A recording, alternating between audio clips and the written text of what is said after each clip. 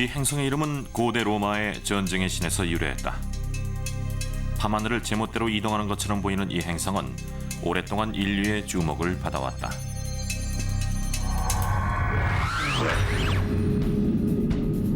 정말 고등한 문명이 존재하는 것일까? 표면의 거대한 얼굴상은 무엇일까? 신비에 쌓인 이 행성은 여전히 우리를 사로잡고 있다. 그리고 미래의 우주 식민지 건설을 위한 전진기지 후보로서 40억 년에 걸친 생명의 기원을 밝혀줄 무대로서 각광을 받고 있다. 과연 붉은 행성 화성은 지구의 미래와 과거로 통하는 비밀을 간직하고 있는 것일까? 인류가 태양계의 다른 행성으로 이주해야 하는 날이 온다면 최적의 후보자가 바로 붉은 행성 화성이다.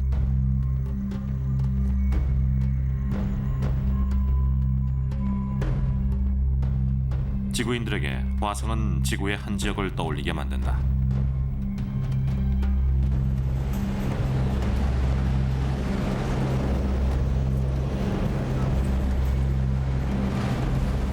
바로 캘리포니아 남부의 모하비 사막 같은 곳이다.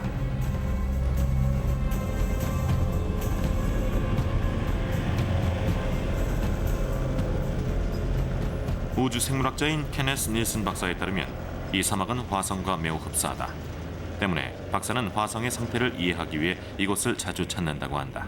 You travel around here in the dune buggy and you see features that look just like the dune features on Mars. If you go further and look in the background and see all of these red hills full of iron oxides that we see on Mars,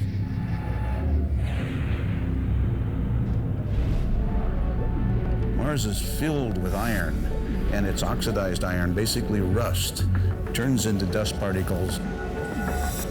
And in addition to the beautiful dunes, you have this red atmosphere, sometimes red all over the surface of the planet. Huge dust storms. They don't call it the red planet for nothing. 화성의 지형이 지구와 흡사하긴 하지만 어떤 지형들은 지구와 비교할 수 없을 정도로 거대하다.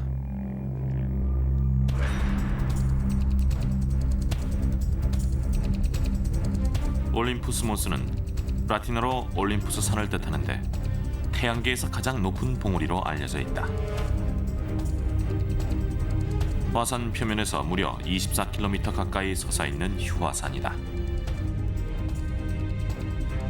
If you draw a picture of Olympus Mons and put it next to Mount Everest and the big island of Hawaii, even taken all the way down to the base of the ocean, they look like molehills compared with Olympus Mons on Mars.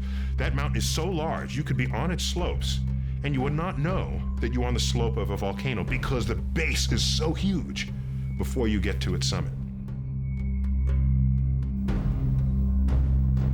하지만 화성 표면의 웅장한 모습에도 불구하고 인간이 생활하기엔 적합하지 않다. 6 green board.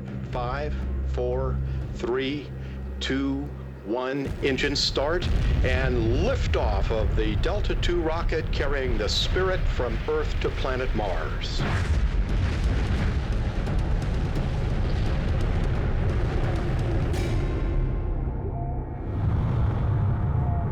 It's cold, it's dry, it's desolate.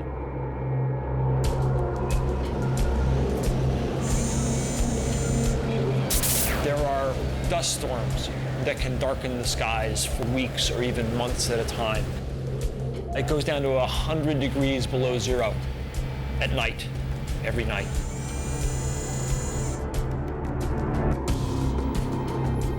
이런 열악한 환경 중에서 가장 결정적인 것은 산소가 없는 대기다.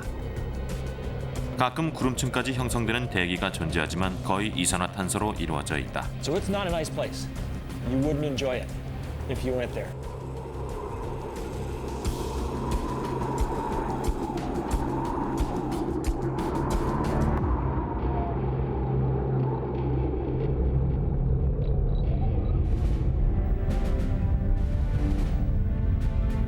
화성은 지구의 절반 크기 정도로 비교적 작다.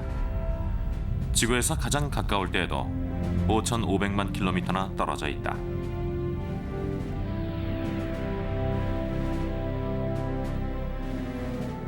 지구에서 보면 너무나 작은 붉은 구체에 불과하다. 하지만 이런 화성이 오랫동안 인류의 눈길을 사로잡아 왔다.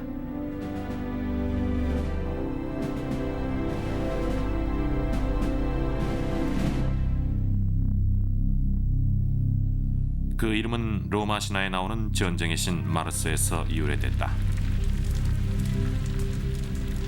로마인들은 화성을 적대적이고 불안한 천체로 간주했다. 그 색깔이 피처럼 붉고 궤도가 이상했기 때문이었다. Mars wanders. It doesn't do what the stars do.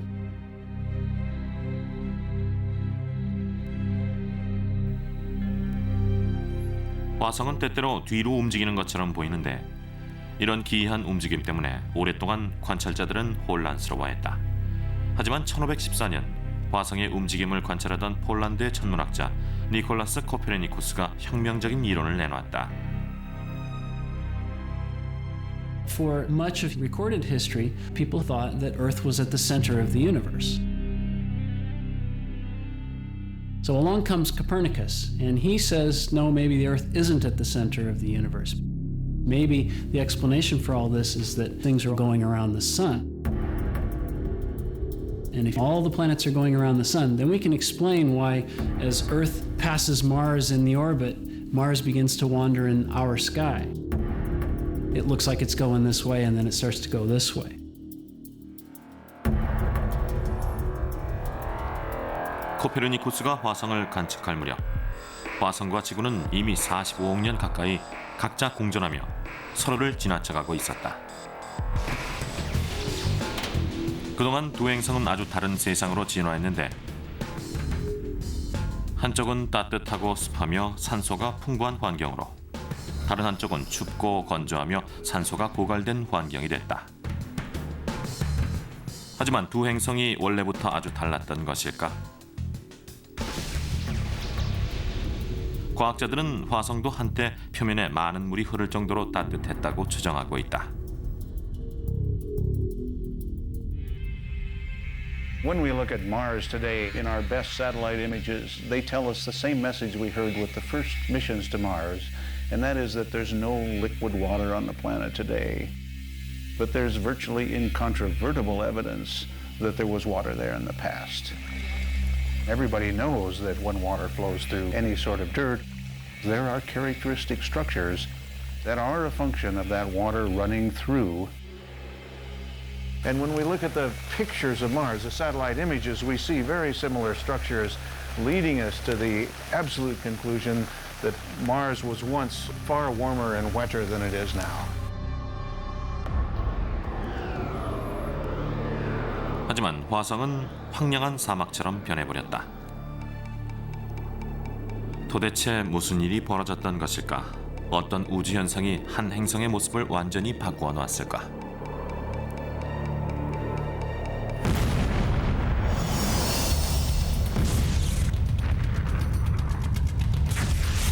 그 사건은 태양계의 기원으로 거슬러 올라간다.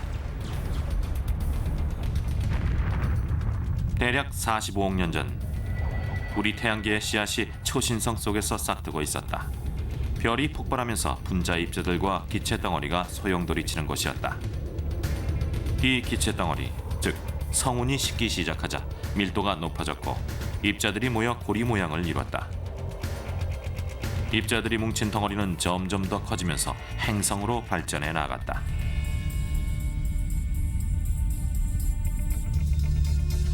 입자들이 모이면서 열이 발생했고 더 무거운 입자는 중앙으로 가라앉기 시작했다. 이 과정에서 화성도 용해된 철로 이루어진 핵을 갖게 된다. 용해된 철로 구성된 핵으로 인해 강력한 자기장이 발생했다. 밖으로 뻗어나오는 자기장이 화성을 마치 보호막처럼 에워싸면서 태양으로부터 방출되는 유해 물질들을 차단했다.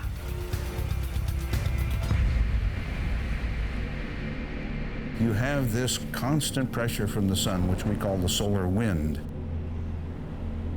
The solar wind's made out of protons, electrons, cosmic rays, all of these kinds of charged particles that could ionize the atmosphere, as we call sputter it away.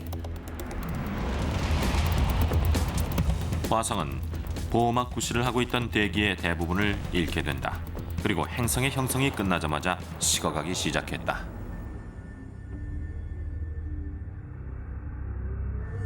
The iron core was no longer able to generate this magnetic field. And then the solar wind started pounding the surface of Mars. That's a scenario that a lot of people believe.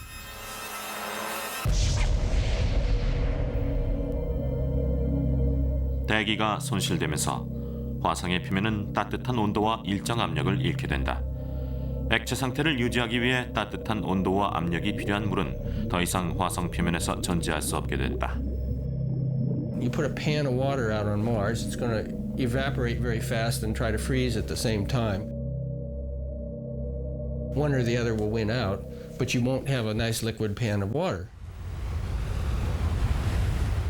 그렇다고 화성에 물이 없다는 뜻은 아니다.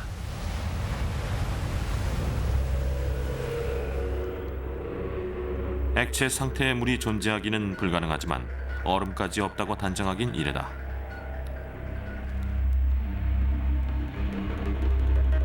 실제로 화성의 극권 아래 수톤에 달하는 얼음이 존재할 가능성이 제기돼 왔다.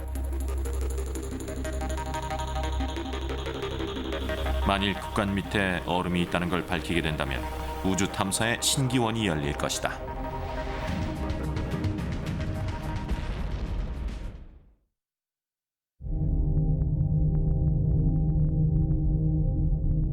화성의 극관은 지구에서도 망원경으로 관찰이 가능하다. 지구가 화성과 가까워질 때 제일 먼저 확인이 가능한 부분이다. 하지만 화성의 극관은 여전히 베일에 가려져 있다. 붉은 행성의 극지방을 눈처럼 덮고 있는 극관의 실체는 무엇일까? It's actually what we call dry ice, frozen carbon dioxide. The atmosphere is very thin and it's nearly all carbon dioxide. So when it gets very cold, what condenses out is carbon dioxide snow, carbon dioxide ice. 하얀 극관이 아주 흥미로운 모습을 하고 있긴 하지만 과학자들의 가장 큰 관심사는 이 커다란 이산화탄소 덩어리가 아니다. 오히려 극관 아래에 어떤 물질이 존재하는지가 과학자들에겐 더 중요한 것이다. 물론 표토층 아래 수백만 톤에 달하는 얼어붙은 물이 존재할 수도 있다.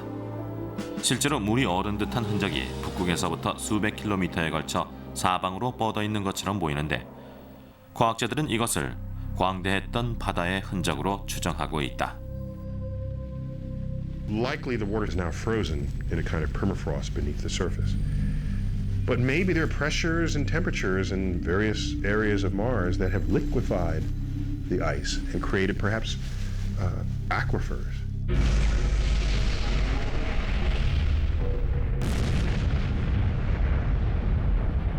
We can see craters, an impact has happened. Asteroid has hit Mars, blown out a lot of stuff. It doesn't blow out dry powder like on the moon and make rays and rubble. It throws out kind of a muddy slurry of stuff. So the conclusion is that you're actually impacting into ice like northern Canada, permafrost layers, tundra kind of stuff. 실제로 탐사선이 화성의 극지방에서 얼어붙은 물의 존재를 보여주는 단서들을 발견했다. 화성의 극지에서 토양의 성분을 원격 측정한 결과 수소 수치가 높게 나타난다. 물이 하나의 산소 원자와 두 개의 수소 원자로 구성된다는 점을 고려하면 극지방의 표면 아래에 얼음이 존재할 가능성은 높다고 할 수 있다. 이렇게 최근에 와서야 화성에 얼음이 존재할 수 있다는 단서를 찾게 됐지만 100여 년 이전에도 화성에 물이 존재한다는 가설은 존재했다. 심지어 20세기 초에는 화성에 고등 생명체가 존재할 수 있다는 믿음이 사람들에게 커다란 불안을 야기하기도 했다.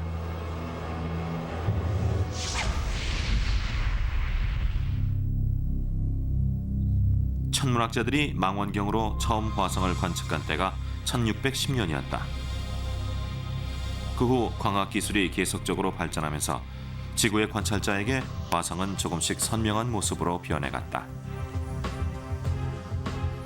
1877년 무렵 망원경은 화성의 모습을 8길이 정도 떨어져 있는 동전 크기 정도로 보여주었다. 물론 지금의 기준에서 보면 너무나 보잘것없는 수준이었지만 밀라노 관측소장이었던 지오반니 스키아파렐리가 화성 표면의 모습을 그리고 지형들을 구별할 정도는 됐다. 스키아파렐리는 수개월에 걸쳐 밤마다 화성의 희미한 흔적들을 열심히 관측했다. And he sees what he thinks are crisscross lines on the surface of Mars. Turns out later what he saw isn't exactly what's up there, but still through his crude telescope that's what he could see. 이 이탈리아 천문학자는 이렇게 선들을 그리고 이름까지 붙여놨다. Schiaparelli interpreted these lines as channels of some sort. He didn't really know. Well, the Italian word that he applied to them was canali. That word, translated to English, should have been translated as channels, but instead it got mistranslated as canals. 자연 환경에서는 보통 직선이 생기지 않기 때문에 스키아파렐리의 그림은 화성에 고등 생명체가 살지도 모른다는 생각을 낳았다. 실제로 당시 천문학자들은 이 문제에 대해 심각하게 논쟁을 벌이곤 했다.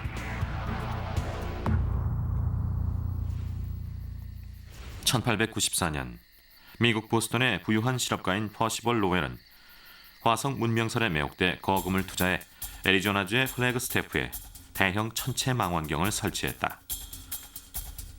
그리고 20여 년에 걸쳐 화성을 관측하면서 많은 연구 기록을 남겼다. He convinced himself that he was seeing networks of straight lines on Mars, which he thought were canals. What was the big news of the day? The Panama Canal. That's what great planetary civilizations do. They build canals.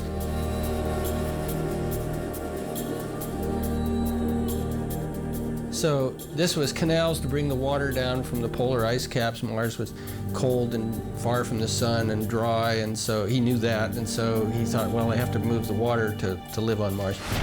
Well, that idea just electrified everybody, that there was a civilization on Mars.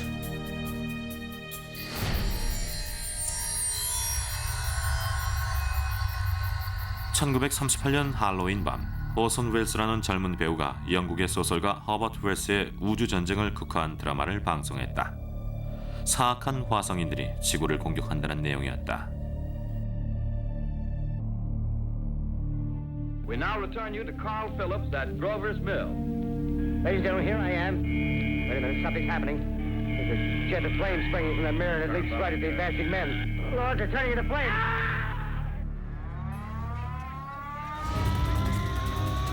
수천 명의 시민들이 당시 방송을 실제 상황이라고 믿었다. You're deeply shocked and deeply regretful. 곧 오해가 풀리긴 했지만 이 방송 이후 화성에 외계인이 살지도 모른다는 사람들의 믿음은 오히려 더 강해졌다.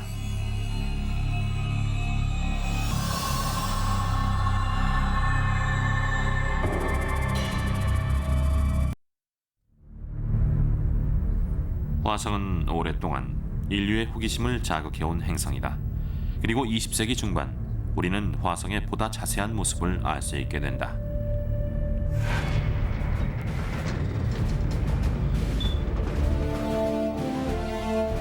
(1964년) 나사, 즉 미 항공 우주국이 소형 탐사 우주선을 붉은 행성을 향해 쏘아 올렸다.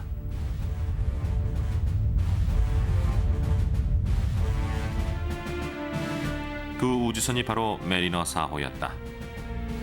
임무는 탑재된 TV 카메라를 이용해 화성을 지나가는 동안 그 모습들을 찍어 지구로 보내는 일이었다.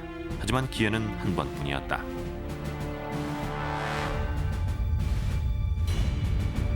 과학자들은 지구로 전송될 자료에 대한 기대감으로 들떠 있었다. Is it going to see cities? Is it going to see canals? Is it going to see forests? Well, what it saw was craters. It sent back pictures which just were very fuzzy and showed craters like on the moon. 모두 크게 실망했다. 메리너 4호가 보여준 화성은 건조하고 분화구로 뒤덮인 죽은 행성 같았다. Sort of like the moon with a little air to blow the dust around. 하지만 화성에 대한 탐사 열망은 결코 꺾이지 않았다. 6년이 지난 1971년 미 항공우주국은 붉은 행성으로 또 다른 우주선을 쏘아 올렸다. 메리너 9호였다. 메리너 9호는 화성을 한 번만 지나가는 것이 아니라 몇 주 동안 화성 궤도를 돌며 완벽한 관측이 가능하도록 설계됐다. 계획은 성공적이었다.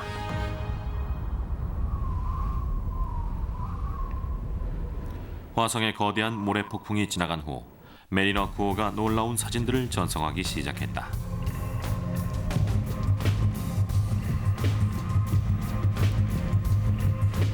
그리고 타르시스 융기지대를 발견했다.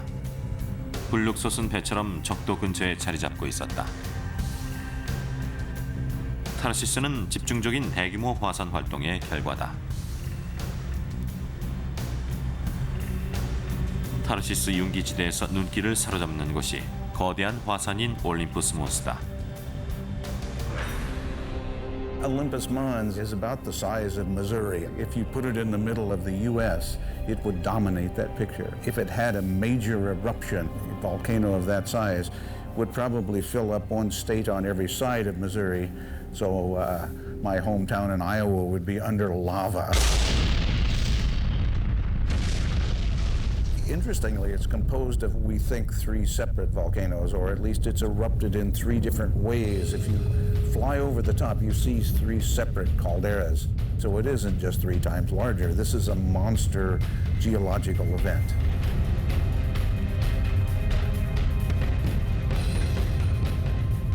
But in fact, if you were on the edge, the slope is so gradual and the peak is more than 100 miles away that you wouldn't know that it was a volcano. It's that massive.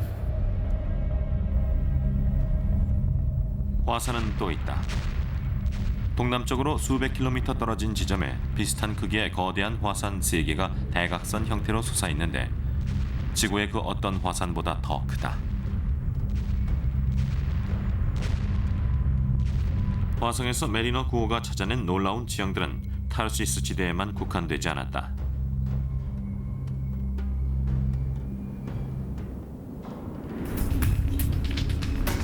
타르시스 지대의 동쪽 끝자락에서 화성 지각에 거대한 균열이 발견됐다. 이 균열은 메리너리스 협곡이라고 명명됐는데 메리너 9호의 이름을 딴 것이다. You look at this thing, it is like the width of the United States. It's this cleaved valley. You know the Grand Canyon in the United States? Pump it up, put it on steroids, make it the size of the United States itself, you got Mariner Valley.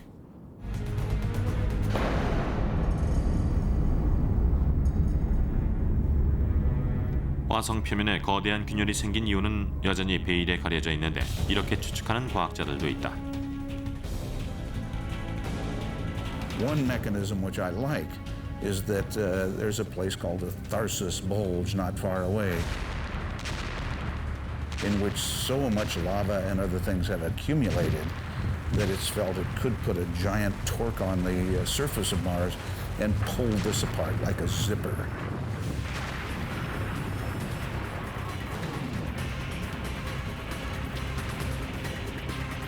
Well, who knows if that's true, but one needs a mechanism different from anything that we know to explain the existence of that.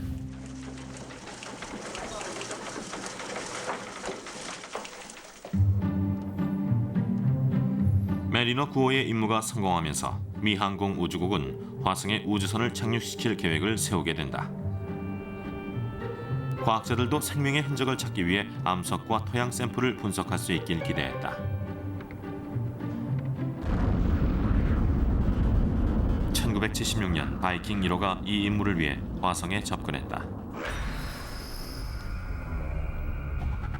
바이킹은 궤도 우주선이면서 로봇 탐사 장비를 장착한 착륙선을 탑재하고 있었다.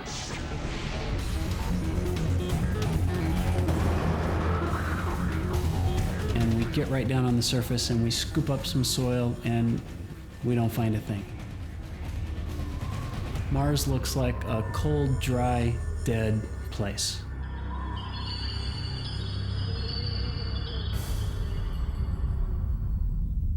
바이킹 착륙선은 화성 표면에서 별 성과 없는 탐사를 계속하던 중 궤도선이 화성 표면에 있는 기이한 형상을 찍는 데 성공한다.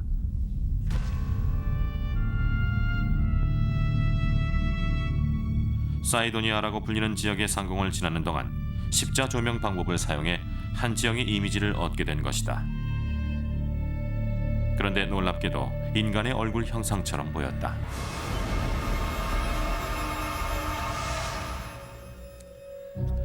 뒤이어 미 항공우주국 과학자들이 기자회견에서 사진을 공개하고 화성에서 발견한 얼굴에 대한 입장을 전달했다. 물론 균일 조명을 사용하게 되면 화성의 지형은 사람의 얼굴과 전혀 다른 모습이 된다. 하지만 화성의 얼굴에 대한 이야기와 미 항공우주국의 진상 은폐설은 수년간 계속됐다.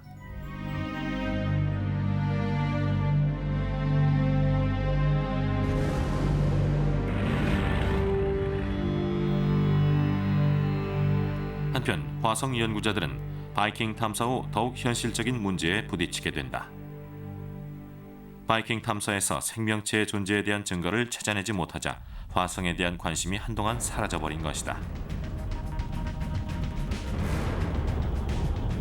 그러다 1984년 남극을 탐사하던 한 젊은 과학자가 새로운 사실을 발견했는데 이는 화성의 생명체 탐사에 새로운 희망과 열정을 제공했다.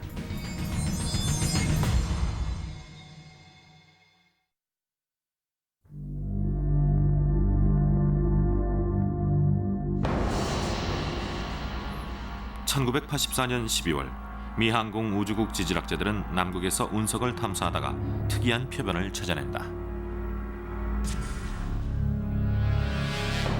보통 운석들이 회색이나 갈색인데 비해 녹색 빛깔을 가진 운석이었다.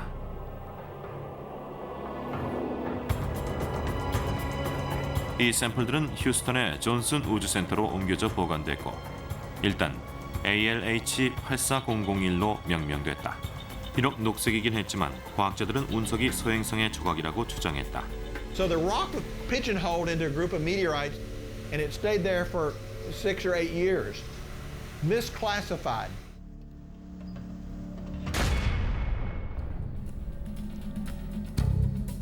(1990년대) 초 소행성을 연구하는 한 분석관이 ALH-84001 샘플을 전자현미경으로 관찰하게 된다. 그리고 곧바로 평범한 운석이 아니란 사실을 알게 된다. 바로 화성에서 온 것이었다. 운석 샘플은 1979년에 발견된 또 다른 화성 운석의 특징과도 일치했다.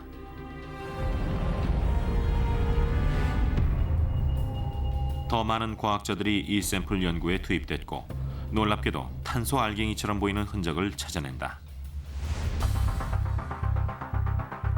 적어도 지구에서 탄소는 생명체를 구성하는 중요한 구성 요소였다. 데이비드 맥케이 박사가 당시 연구진들을 이끌었다. My imagination was ignited by the carbonates. And I said, hey, these carbonates are really strange looking. How do they form? Let's look at those. 세밀한 조사가 진행되면서 더 놀라운 사실들이 드러난다. The kind of chemistry that went on in those globules is associated with life on Earth. 적어도 한 장의 전자현미경 사진에서 유기체의 흔적이 발견됐는데 마치 지구의 벌레처럼 보였다. 화성에 존재했던 원시 생명의 흔적일까?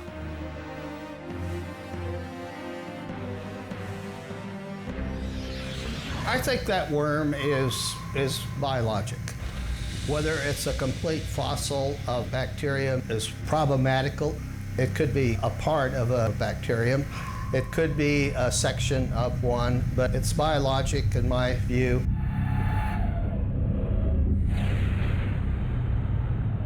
I'd like to welcome everybody here today. It's an unbelievable day. It's very, very exciting for me.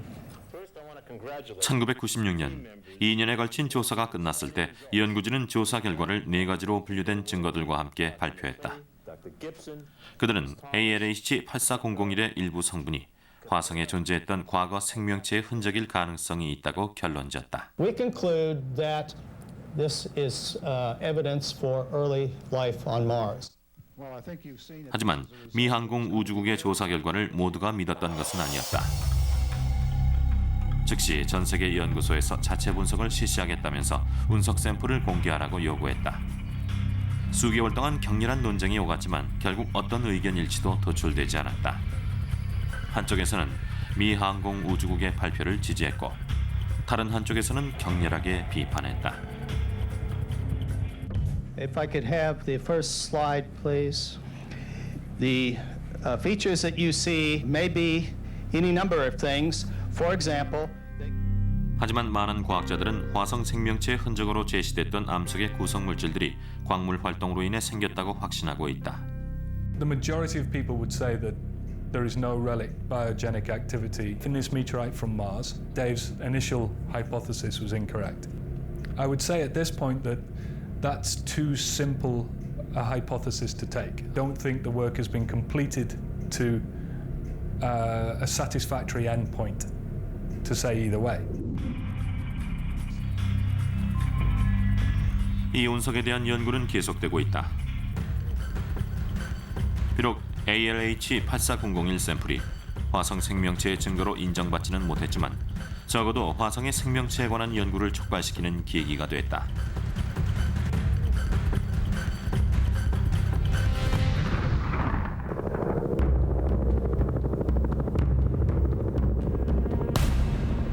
흥미롭게도 화성의 생명체 존재를 밝히려는 과학자들은 종종 남극 대륙을 방문해왔다.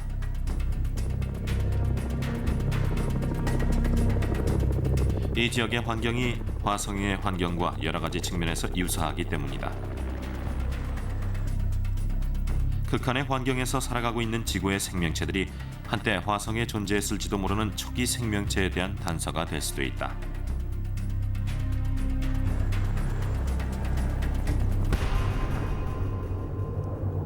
우주생물학자인 데일 안데르센 박사는 1년 내내 두꺼운 빙판으로 덮여있는 이곳 호수의 수중 환경에 큰 관심을 갖고 있다. Most people said that because of the thick ice covers, you would find nothing but rocks. There would be very little to nothing on the bottom. 이곳 호수들을 완전히 덮고 있는 빙판의 두께는 4m에 육박한다. 하지만 안데르센 박사의 연구팀은 빙판을 폭파하거나 드릴로 뚫는 대신 생태계에 영향을 덜 미칠 수 있는 방법을 찾아냈다. 구멍을 만들기 위해 엄청난 양의 구리관을 사용하는 것이다. Then you just pass a hot liquid through it, throw it out on the ice, and let it melt its way down. It takes about 24 hours. It melts through the ice, and then we've got this very nice, clean hole to dive through.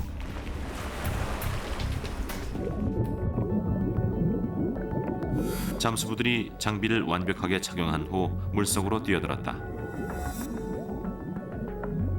이들은 남극의 거의 모든 호수 바닥에서 자연의 끈질긴 생명력을 발견해왔다. 이렇게 미생물 유기체들은 햇빛이 전혀 들어오지 않는 혹한의 환경 속에서도 번성하고 있다. Most people thought that if you had less than about 1% of the surface light, you wouldn't have any photosynthesis taking place down the bottom. They wouldn't be able to use enough light to live. It's turned out that they can photosynthesize with light levels down to 1/10 of 1%. 안데르센 박사에겐 이 원시적인 환경이 과거에 대한 단서가 된다. There are no higher organisms, no fish, no insects, no animals creeping through it. So these microbial communities have the opportunity to grow by themselves without interference from other animals or plants. And that gives them the opportunity to grow in very special ways. 그렇다면 비슷한 형태의 미생물이 화성의 얼어붙은 표면 아래에 살고 있는 것은 아닐까? 수소가 풍부한 극지방이라면 가능하지 않을까? 안데르센 박사는 조사할 만한 가치가 충분하다고 믿고 있다.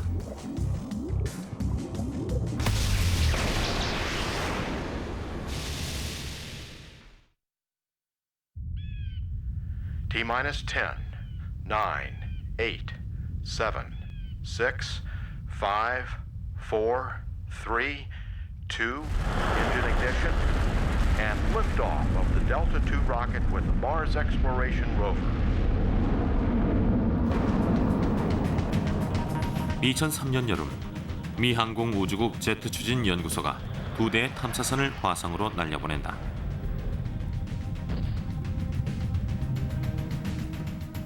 착륙이 가능한 시기는 2년에 단 한 번으로 그 시간조차 여유롭진 않다.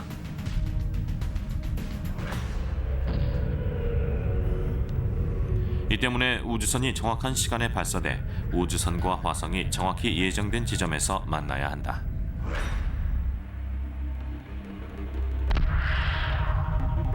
(5,500만 킬로미터에 걸친 거리를 이동하려면 7개월 정도가 소요되는데 그 궤도가 정확해야 한다. The accuracy required to go from Earth to Mars and to hit the spot you want to be at on Mars is equivalent to shooting a basketball from Los Angeles to New York and have it go through without hitting the rim. Nothing but net. All systems are go for entry, descent, and landing. We are currently 6 minutes from landing at the Gusev crater in the southern hemisphere of Mars. Current velocity 1,356 miles per hour. Expected parachute deploy in 5 seconds. Parachute detected.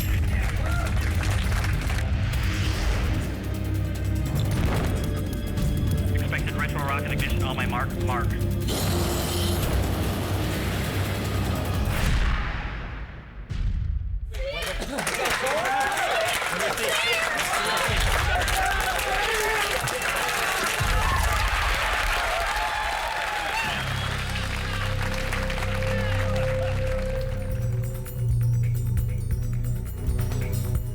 탐사선은 이동차 구조의 로봇으로 화성 표면을 이동하면서 조사를 진행할 수 있다.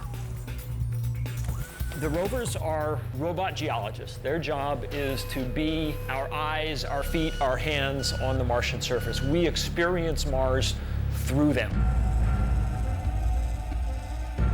They can reach out and they can touch rocks. There's this device called the RAT, R-A-T, the rock abrasion tool, which is a diamond tip grinding tool that we can use to grind into the interior of a rock, and so we can actually get a window inside the rock. They have sensors on the end of that arm, like there's a microscope for telling us in detail what they look like. So we've got a whole bunch of tools similar to what a geologist would want if they were actually physically there on the scene. 스피릿과 오퍼튜니티란 이름을 가진 2대의 탐사 로봇이 서로 수백 킬로미터 떨어진 지점에서 지금도 화성 표면을 탐사하고 있다. 스피릿은 구세프 분화구라고 불리는 곳에 착륙했다. 분화구는 말라버린 호수 바닥으로 추정되는데 한때 물이 존재했다면 탐사 로봇이 그 흔적을 발견하게 될 것이다. 오퍼튜니티는 메리디안이 평원으로 불리는 지역에 착륙했다. 아주 흥미로운 지대다. 지구의 경우 물이 있는 곳에서 형성되는 적철광, 즉 산화철의 오래된 층이 발견됐기 때문이다. 아직까지 탐사 로봇들은 생명의 흔적을 찾아내지 못했다. 하지만 이 붉은 행성에도 한때 물이 풍부했다는 증거들은 충분히 발견했다. We've seen places where water soaked the rocks beneath the surface. We've seen places where water came to the surface and flowed over the Martian surface, creating little ripples that are still preserved in the rocks billions of years later. 하지만 두 탐사 로봇 모두 얼어붙은 물이 존재할 가능성이 있는 화성의 극지방까지는 접근하지 못했다.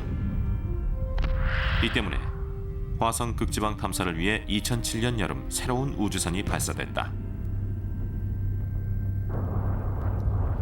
피닉스로 명명된 이번 탐사 프로젝트의 목적은 화성 북극에 고정식 탐사선을 착륙시키는 일이다.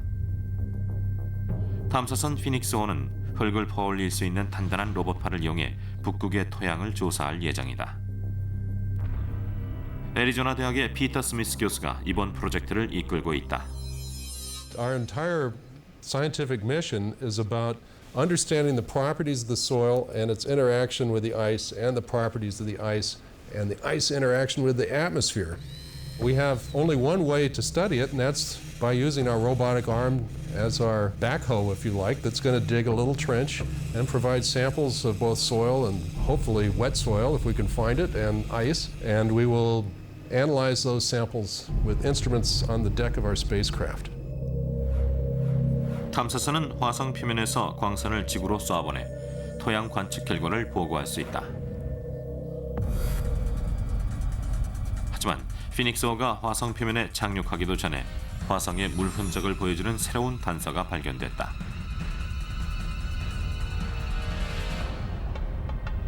현재 화성의 궤도를 도있는 탐사선에서 영상을 보내왔는데 그 속에 놀라운 모습이 담겨 있었다.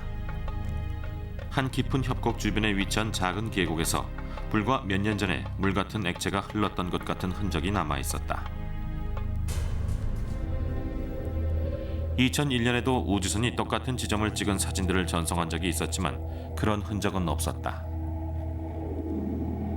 하지만 새 사진들을 보면 하얀 잔존물이 보인다. 물이 흐른 뒤 남은 것으로 추정되는데 이 잔존물을 보면 물이 표면으로 분출돼 수백 미터를 흐르다가 증발하거나 사라졌다는 확신을 갖게 만든다. 과학자들은 어떻게 그런 일이 벌어졌는지 밝히지 못하고 있지만 화성 내부의 열로 인한 결과로 추정하고 있다.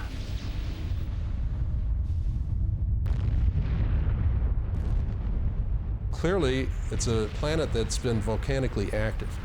And all of us are very hopeful that some places on Mars we could find hydrothermal vents. And not just because we want liquid water, but because the liquid water implies that this might be an environment that life could develop or be maintained. 이렇게 생명의 흔적을 찾기 위한 노력은 계속되고 있다.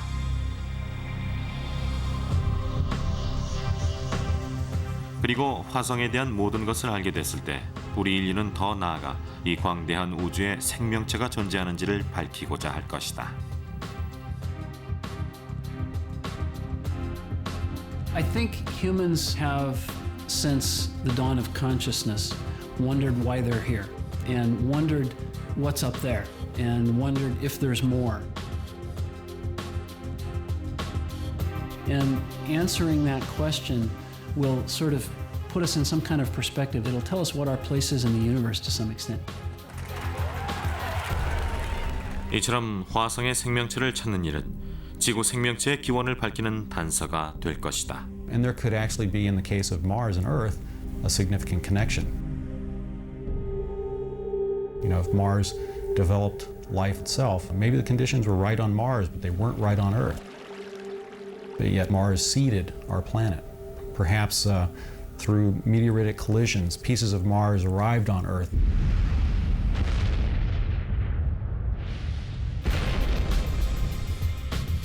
With cells of life, and that actually grew here. Maybe we could all be Martians. Or perhaps it was the reverse, you know, perhaps life originated on this planet and moved to Mars.